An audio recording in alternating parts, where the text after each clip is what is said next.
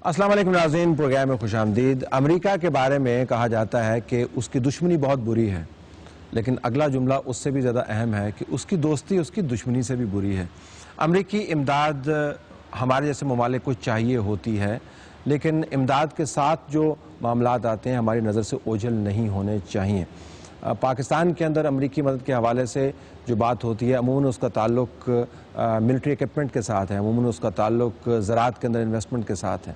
लेकिन एक बहुत बड़ा सेक्टर पाकिस्तान में इंफोटेनमेंट और आर्ट्स का जो सेक्टर है उसके अंदर अमेरिका की इमदाद क्या पाकिस्तान के लिए बहुत अच्छी साबित हुई? पाकिस्तान के जो प्रीमियर इंस्टीट्यूशंस हैं उनके हवाले से क्या कैपेसिटी बड़ी बिल्ड हुई, उनके ब्रांड के अंदर इजाफा हुआ? आज हम आपके सामने एक तज़िया पेश करना चाहते हैं जिसका ताल्लुक बहुत हार्ड कोर इशू से नहीं है, लेकिन मेरी नज़र में पाकिस्तान के नाम और पाकिस्तान के अंदर जो इदारे मौजूद हैं, बहुत अहम इदारे, उनकी रेपुटेशन से यकीनन है। रफ़ी पीर थिएटर वर्कशॉप जो पाकिस्तान में अपने नाम का और अपने काम के हवाले से एक वाहिद इदारा है और आर्ट्स के शोबे के अंदर पाकिस्तान की पहचान बन चुका है, अमरीकी इमदाद के हाथों काफ़ी तंग हुआ पिछले दिनों में। मैं इस मौजू को ना उठाता अगर अमेरिका की तरफ से यूएस एड के खाते में इस डॉक्यूमेंट को बाकायदा पब्लिक ना कर दिया गया होता और बहुत बड़े बड़े सेमिनार्स में पाकिस्तान के अंदर मुबैना करप्शन की दास्तान की मिसाल के तौर पर इस्तेमाल ना किया होता। हमारे पास किसी के स्टूडियोज़ में हमारे पास मेहमान मौजूद है, उस्मान पीरज़ादा साहब जो CEO हैं रफ़ी पीर थिएटर वर्कशॉप, उनके बराबर में सादान पीरज़ादा साहब, सदर Rafi Peer theatre workshop, Faizan Peerzada CEO Rafi Peer theatre workshop और Alina Peerzada director programmes and operations Rafi Peer theatre. आप चारों का बहुत बहुत शुक्रिया।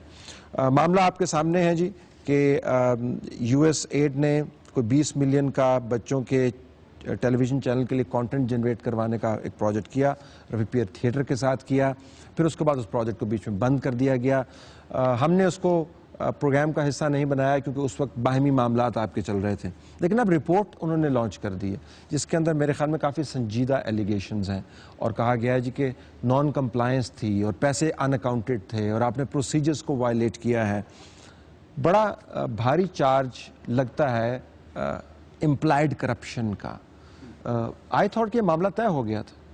नहीं, मैं समझता हूँ कि ये जो उन्होंने रिपोर्ट छापी है ये आज ही मेरी निगाह से गुजरी, आपकी वसातत से मुझ तक पहुँची है। Before that I had not seen that, लेकिन इससे पहले बहुत ही ख़तरनाक किस्म की गुफ्तगू समझ में आ रही थी, कुछ प्रेस में भी चीज़ें छप रही थी, कुछ नेग्लिजेंस ऑफ प्रेस भी मैं कहूँगा जिन्होंने उड़ी उड़ाई सुनी सुनाई बातों पर एक बहुत बड़ा लंबा वो काम छापा। लेकिन इससे ताकत ये मिलती है कि इससे आपको कंप्लायंस के इश्यूज समझ में आते हैं, लेकिन मुझे इसमें करप्शन की बात समझ में नहीं आती। दूसरी चीज़ ये कि इस प्रोजेक्ट ये एजुकेशनल प्रोजेक्ट था बेसिकली, और रफ़ी पीर थिएटर वर्कशॉप का बच्चों की एजुकेशन के हवाले से एक बड़ा पुराना हमारा सिलसिला है पपेट्स के साथ, और and probably that's the reason we won this contract.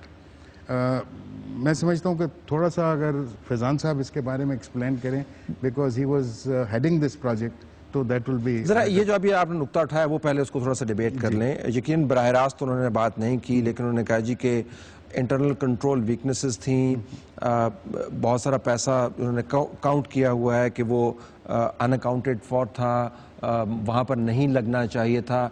तो इदारों के ऊपर ज़ाहिर है अगर वो करप्शन का चार्ज लगाएंगे तो बिलवास्ता ही लगाएंगे, वो इसी हवाले से लगाएंगे, ऑलमोस्ट सजेस्टिंग कि आपने निज़ाम ऐसा डिज़ाइन किया हुआ है जिसके अंदर पैसा सही तरीके से यूटिलाइज नहीं हुआ। लेकिन हमने तो अपने निज़ाम से एक चवन्नी जो है, अपने निज़ाम से एक चवन्नी हमने खर्च कर सकते। 1.5 साल सिर्फ हमको ये सिखाया गया कि अमेरिकन सिचुएशन में हमने काम किस तरह करना, कंप्लायंस क्या होगी। हमारे ऊपर इन्होंने अपने आइज एंड ईयर्स बिठाए हुए थे। 19 लाख रुपया कंसल्टेंट खा रहे थे जिनको हम तनख्वाह दे रहे थे यहाँ पे पर मंथ। आप सोचिए कि जितनी एलिगेशन है, कंसल्टेंट को क्यों नहीं एलिगेट किया जिसको उन्होंने खुद लगवाया। सारे अमेरिकी कंसल्टेंट थे जी, उनको खुद लगवाया था हमारे ऊपर, उनको जबरदस्ती ठोसा गया था हमारे ऊपर। We were not prepared to take them. Those consultants were asked by the USAID to keep in our organization. उस कंसल्टेंट को भी तो पूछें भाई, हमको तो नहीं पर इल्म है, हम तो एक छोटी सी आर्ट ऑर्गेनाइजेशन है जिसको आपने ये कॉन्ट्रैक्ट दिया है। आप इसमें there was जब हमने इस प्रोजेक्ट पे काम शुरू किया था, इसका एक प्री ऑडिट हुआ था और उसमें रफ़ी पीर थिएटर वर्कशॉप को अर्नेस्ट एंड यंग ऑडिटर्स हैं, उन्होंने हाई रिस्क रेसिपिएंट की कैटेगरी में एनालाइज किया और उसके बाद यूएसएड ने हाई रिस्क में जब आप देखते हैं कि ये नहीं कि ये इदारा 37 साल से चल रहा है, लेकिन जो यूएसएड के प्रोसेस है पूरा, not only procurement but the whole process, जो एसओपीज हैं उनके साथ रफ़ी पीर के जो वर्किंग एसओपीज थे वो कंपैटिबल नहीं थे। तो हमने अपनी ऑडिट रिपोर्ट जब इसका बिड हुआ था उसके साथ हमने अपनी 6 महीने की एक ऑडिट रिपोर्ट भेजी थी। अंजुम आसिम उनके ऑडिटर्स हैं जो यूएसएड अप्रूव्ड हैं।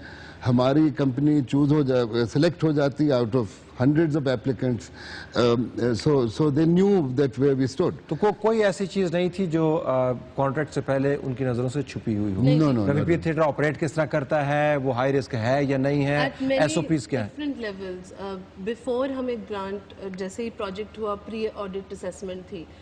1 साल हमने पॉलिसीज़ बनाई। पहला साल जो पूरा प्रोजेक्ट का था वो सिर्फ पॉलिसीज़ बनाने में और यूएसएड प्रोसीजर्स को इम्प्लीमेंट करने में लगा गया, जिसके अंदर उनके भी कंसल्टेंट्स इन्वॉल्व थे। एक प्रोसीजर, एक मैनुअल यूएसएड से अप्रूव्ड है और वो हमारे अपने इंटरनल कंट्रोल्स मॉडिफाई हुए गए यूएसएड के एसओपीज़ के साथ, जो कि भी अप्रूव्ड है। आफ्टर 1 ईयर वही कंपनी आई और उन्होंने पोस्ट अवार्ड असेसमेंट की। फिर हमें करार दिया गया कि हम मीडियम रिस्क हुए हैं और इनको फंड्स रिलीज किए जाएं। फंड्स हमें 2011 में रिलीज हुए, 2001 होल ईयर लेटर, जिसके 60 डेज के अंदर हमने ये पूरा स्टूडियो जहां हम बैठे इसको कंस्ट्रक्ट किया। तो इस रिपोर्ट में जब प्रोग्रामेटिक डिलेज की बात आती है तो ये तो 60 डेज के अंदर हमने इसको खड़ा किया। देखो ये भी कह रहे हैं मसलन OIG question an additional amount तकरीबन $5 लाख के करीब in personal costs because of a lack of personal activity reports and the cumulative effect of associated weaknesses and deficiencies.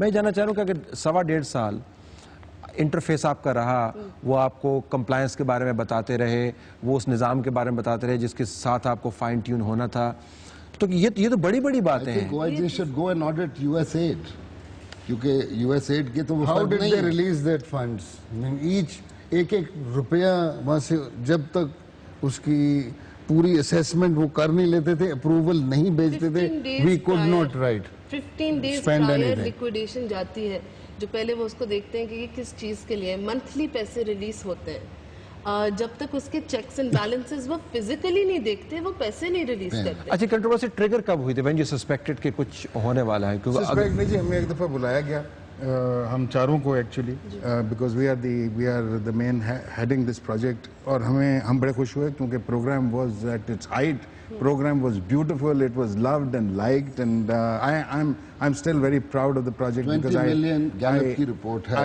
every month. I directed this program, so we went there and we thought there where किस जगह गए? ये हमें कोई बड़ा US council, ठीक, वहाँ पे हमें कहा गया कि जी बात ये है कि हमारे पास हो गए हैं फंड्स खत्म, हम अब इस प्रोजेक्ट को फर्दर आगे नहीं चला सकते और इसको आप सितंबर तक सेकंड इसका सीजन करें और इसको $10 मिलियन पे हम खत्म करेंगे, जो ऑब्लिगेटेड अमाउंट है। ठीक, तो कॉन्ट्रैक्चुअली दे वर राइट, ठीक है ना, हम उनको जबरदस्ती तो नहीं कह सकते कि अब आप $20 मिलियन दें। उस पर हमने कहा जी ठीक है, आपका फंड है, हम इसको सितंबर पे सेकंड इसका सीजन करते हैं, उसके आगे बिकॉज हमारी कैपेसिटी आप बिल्ड कर रहे हैं, हम तो इसको आगे जारी रखेंगे, जो कि अब भी हम इसको जारी रखे हुए हैं, हम इसका नेक्स्ट सीजन बहुत जल्द शूट कर रहे हैं। इसके बाद हमें इस ज़मरे में खत आया उनका, जिसमें यही सारी जो बात डिस्कशन हुई थी वो लिखी गई।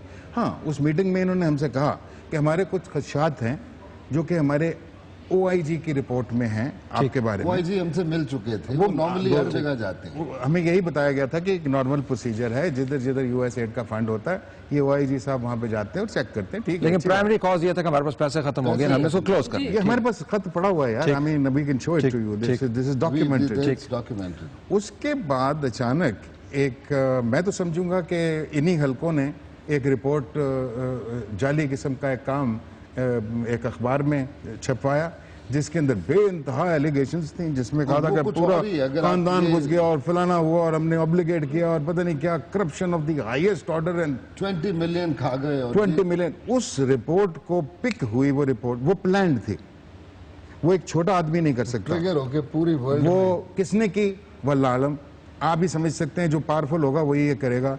वो रिपोर्ट पिक हुई और वो रिपोर्ट सीधी पहुंची न्यूयॉर्क, उधर से वो आग की तरह 400 अखबारों 3 के दिन में, 3 दिन 400 के अंदर, जिस तरह, अखबारों के क्योंकि पाकिस्तान को बदनाम जमाना वैसे ही किया हुआ बाहर इंटरनेशनली कि देखो जनाब, इनकी तो अब कल्चरल और इंटेलेक्चुअल ऑर्गेनाइजेशंस भी डीप रूटेड करप्शन के अंदर जा चुके हैं। अगले मिनट का ब्रेक है, ब्रेक के बाद हम वापस आएंगे तो कुछ जो रिपोर्ट के अंदर बातें हैं वो आपसे करेंगे और फिर ये भी देखेंगे कि इतना अहम प्रोजेक्ट जिसका ताल्लुक पाकिस्तान की नई जनरेशन बच्चों को इंगेज करने से था, उसका, और जो मेरे ख्याल में एक अच्छा प्रोजेक्ट बन सकता था पाकिस्तान अमेरिका की दोस्ती के हवाले से, turned out to be an unmitigated disaster unfortunately for your organisation in the sense कि रेपुटेशन की तहस नहस करने की कोशिश की गई। इसकी वजह क्या बनी?